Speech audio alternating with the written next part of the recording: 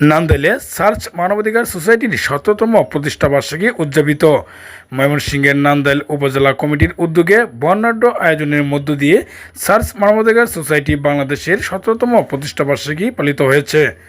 দিবসটি উপলক্ষে মঙ্গলবার ৭ জুলাই নান্দাইল উপজেলা শাখা কার্যালয়ে আলোচনা সভা ও প্রীতি সম্মেলনের আয়োজন করা হয়।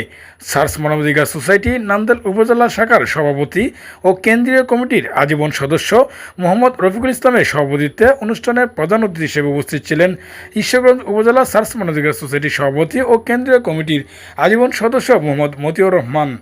অনুষ্ঠানে বিশেষ অতিথি হিসেবে বক্তব্য রাখেন কেন্দ্রীয় কমিটির আজীবন সদস্য ও ময়মনসিংহ জেলা শাখা সোসাইটির যুগ্ম সাধারণ সম্পাদক সাংবাদিক দিলরুবা খানম এবং কেন্দ্রীয় কমিটির আজীবন সদস্য ও সোসাইটি নান্দাইল উপজেলা শাখার সাধারণ সম্পাদক এনামুল হক সঞ্জু। সার্চ মানবাধিকার সোসাইটি নান্দাইল উপজেলা শাখার সম্পাদক ফিন্টু চন্দ্র বিশ্বশর্মার সঞ্চালনায় অনুষ্ঠানে আরও উপস্থিত ছিলেন সংগঠনের সমন্বিত সদস্যবৃন্দ ও স্থানীয় গণ্যমান্য ব্যক্তিবর্গ।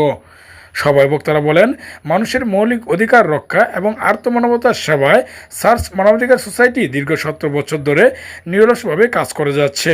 আগামী দিনেও নির্যাতিত ও সুবিধাবঞ্চিত মানুষের পাশে দাঁড়িয়ে এই সংগঠনটি একটি ন্যায়ভিত্তিক সমাজ গঠনে অগ্রণী ভূমিকা পালন করবে বলে আশাবাদ ব্যক্ত করেন। প্রতিষ্ঠাবার্ষিকী উপলক্ষে সংগঠনের উত্তরোত্তর সাফল্য কামনা করে উপস্থিত সকলকে নিয়ে কেক কাটা এবং মিষ্টি বিতরণ করা হয়।